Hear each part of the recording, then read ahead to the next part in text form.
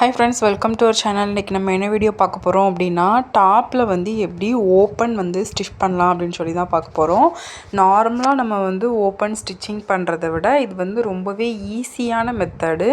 So இது ஒரு ட்ரிக்குன்னே சொல்லலாம். நீங்கள் இது யூஸ் பண்ணி நீங்கள் வந்து ஓப்பன் வந்து ஸ்டிச் பண்ணிங்க அப்படின்னா உங்களுக்கு ஓப்பன் வந்து ஸ்டிச் பண்ணுறதுக்கு ரொம்பவே ஈஸியாக இருக்கும்.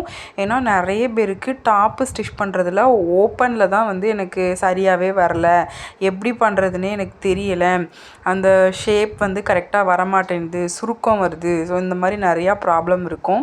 இந்த மாதிரி எந்த ஒரு ப்ராப்ளமும் இல்லாமல் ஈஸியாக எப்படி வந்து ஸ்டிச் பண்ணலாம் அப்படின்னு சொல்லி தான் இந்த வீடியோவில் பார்க்க போகிறோம். வீடியோ ஃபுல்லாக பாருங்கள், உங்களுக்கு ரொம்பவே யூஸ்ஃபுல்லாக இருக்கும். ஆல்ரெடி நம்ம டாப் வந்து எப்படி கட் பண்ணணும், ஸ்டிச் பண்ணணும் அப்படின்னு சொல்லிலாம் நம்ம ஆல்ரெடி வீடியோ போட்டிருக்கோம். அதில் நம்ம நார்மலாக ஓப்பன் வந்து எப்படி ஸ்டிச் பண்ணுறதுன்னு சொல்லி போட்டிருப்போம். இப்போ இதில் ஒரு சின்ன ட்ரிக்கு தான். ஃபஸ்ட்டு நம்மளோட ஓப்பன் வந்து ஸ்டிச் பண்ணுறதுக்காக நம்மளோட தையலை வந்து கொஞ்சம் பெருசாக வச்சுக்கோங்க.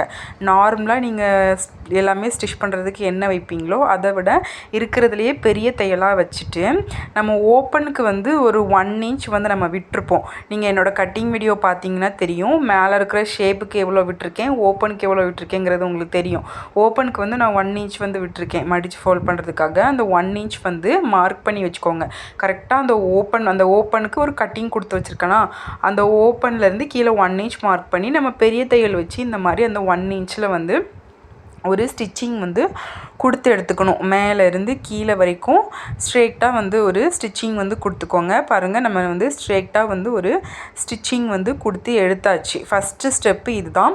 நெக்ஸ்ட்டு நம்ம தையலை வந்து நார்மலாக நம்ம வச்சு ஸ்டிச் பண்ணுறதுக்கு எப்படி ஒரு பாயிண்டில் வச்சுருப்போமா, ஸோ அந்த இதுக்கு நம்ம வந்து மறுபடியும் வந்து சேஞ்ச் பண்ணிக்கலாம். கரெக்டான நெருக்கமான தையல் வரதுக்கு சேஞ்ச் பண்ணிவிட்டு இப்போ நம்ம அதை 1 இன்ச்சில் ஸ்டிச் பண்ணி வச்சுருக்கோமா, பாருங்கள் அது இப்படி தான் இருக்கும். இப்போ நம்ம அதை வந்து விரிச்சுக்கணும். 2 கிளாத்து நம்ம வந்து வச்சு ஸ்டிச் பண்ணியிருக்கோம். அதை அப்படியே நம்ம இந்த மாதிரி வந்து நீவி விட்டுக்கோங்க. 2 பக்கமாக 2 இதாக வந்து எடுத்துக்கோங்க. எடுத்துகிட்டு இப்போ இந்த சைடு வந்து இந்த மாதிரி உள்பக்கமாக ஒரு ஃபோல்டு கொடுத்து மடித்து ஸ்டிச் பண்ண போகிறோம். இப்படி வந்து ஃபோல்ட் பண்ணி நீங்கள் ஸ்டிச்சிங் பண்ணிக்கிட்டே வந்தீங்க அப்படின்னா உங்களுக்கு ஓப்பன் வந்து நல்லா நீட்டாக வந்து உங்களுக்கு ஸ்டிச்சிங் வந்து வந்துடும்.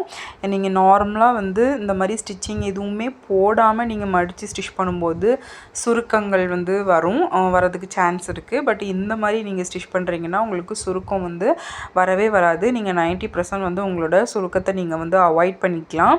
நீங்கள் மேலே வந்து நம்ம ஸ்டிச்சிங் வர மேலே வந்து அந்த ஓப்பன் ஸ்டார்டிங் பாயிண்ட் அதில் வந்து இந்த ஒரு பா மாதிரி ஒரு ஷேப் வந்து எடுக்கணும்.